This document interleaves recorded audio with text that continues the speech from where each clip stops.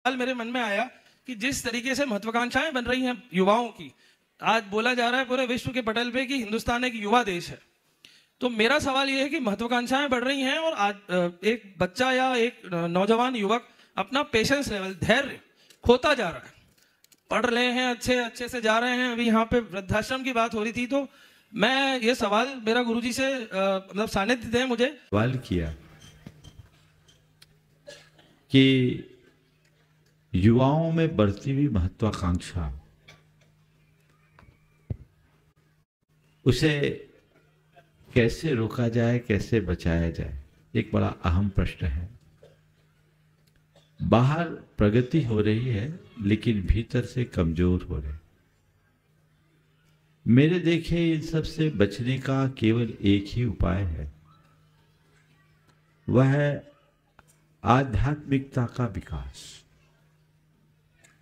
हम एक आध्यात्मिक क्रांति जगाना चाहते हैं जिसकी सारी जगत को आवश्यकता है, क्योंकि बौद्धिक और भौतिक रूप से समृद्ध मनुष्य जब तक आध्यात्मिक रूप से समर्थ नहीं बनता तब तक उसके जीवन में संतुलन नहीं आ सकता। अल्बर्ट आइंस्टीन से किसी ने एक बार सवाल किया था कि आपने एटॉमिक पावर का इन्वेंशन किया है, ये क्यों किया? उन्होंने जवाब दिया, जगत के कल्याण के लिए। उससे पूरा प्रश्न किया गया, क्या आप को इस बात का पक्का भरोसा है कि ये शक्तियां केवल निर्माण के ही कार्य में आएंगे?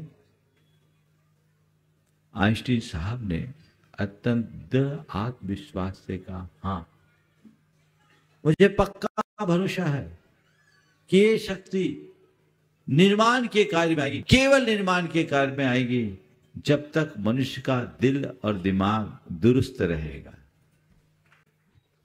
दिल और दिमाग दुरुस्त है तब तक सब रचनात्मक है, और दिमाग फिरा तो सर्वत्र विध्वंस है। हमारे दिल और दिमाग को दुरुस्त करने का अगर कोई माध्यम है तो वह है अध्यात्म।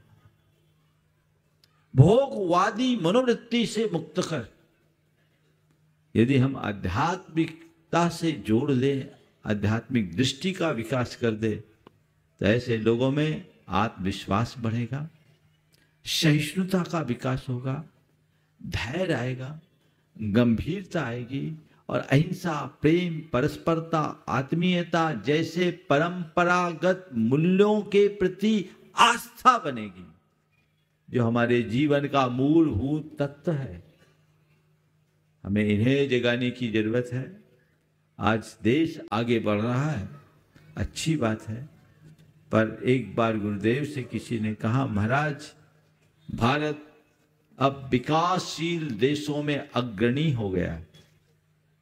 किसी ने कहा, गुरुदेव, भारत अब विकासशील देशों में अग्रणी बन गया। गुरुदेव ने कहा, भारत शीलवान बना रहे, विकास अपने आप बनेगा।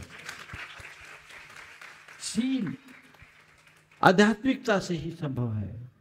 तो आज सरकार को भी और समाज को भी, सबको ये चाहिए कि हमें अपने आप को अंदर से मजबूत करना है। मैं देखता हूं कि मनुष्य की बाह्य शक्तियां तो विस्तीर्ण हो रही है, पर वो शक्तिहीन होता जा रहा है।